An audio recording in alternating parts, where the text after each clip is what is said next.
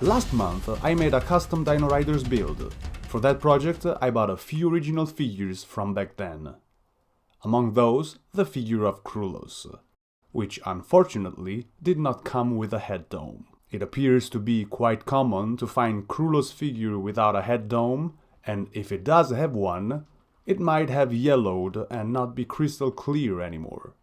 I shoot the video anyways though, knowing I would at least try to deal with this issue in the future.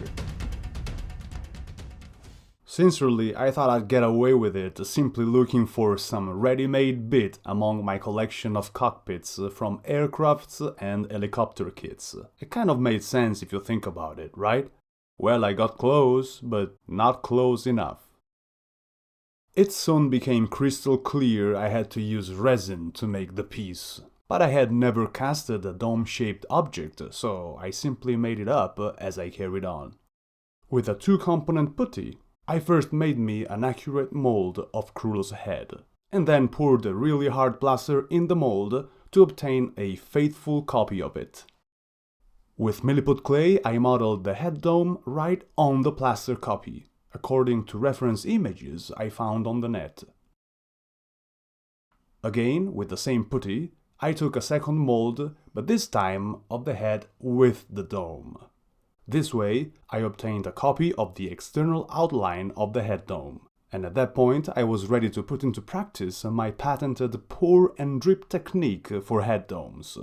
I prepared a small batch of clear resin and poured it into the new mold. Then dripped the excess into a glass. I even repeated the process 2 or 3 times, hoping that in doing so, I could build more layers of resin and make the head dome a bit thicker. Nonsense! Then let the resin set. I put the mold upside down to prevent the resin to pool right in the top of the dome, and to let the exceeding resin to slowly flow away, leaving an even coat against the mold walls. Then I waited 10 hours, only to find out that not even a drop of resin remained attached to the mold. It all flowed away on the tin foil. I suddenly remember watching a few videos on the tube on this very interesting technique called rotational casting, also known as rotocasting or slush casting. I first made me a copy in plaster of KRULOS bust to use in rotocasting. I attached a chunk of clay onto the base of the bust to make a pouring basin, and then I went on making a box for the mold. I smeared mold release wax on the inner surfaces of the box and Vaseline oil on the plaster model, just in case. You never know. You know. Pouring the silicone rubber in the mold was quite easy, being this a very simple model. After opening the mold with a jagged cut and removing the model, I was ready to do some rotocasting. I made 2 thick cardboard tablets, both to prevent the resin to leak out from the pouring basin during the process, and to distribute evenly the pressure of the rubber bands all over the mold. I'm using an Italian resin with a 1:1 ratio and a relatively fast setting. And that's what you want when you're doing rotocasting, and especially when you do it by hand. You need a fast setting resin. What you want when doing a rotocasting is to keep the mold in continuous random motion, to evenly coat the inner walls of the mold, and to prevent the resin to form pools. The leftover resin in the cup serves as a witness, telling you when the resin in the mold has hardened. And there I had a hollow casting of KRULOS bust, and a handmade head dome template in regular resin. At that point, I only had to find a way to make an exact copy of it in clear resin. Only, you said. I have to admit that there had been a considerable amount of thinking behind the preparation of this 2-part mold I used to replicate in clear resin the piece I had just made. Inside the box, I draw 2 black lines for each one of the 2 parts of the mold. First, I took care of the registration keys for the mold, and then with CA glue I attached to the model the pointy end of 2 kebab sticks that served respectively as pouring channel and vent.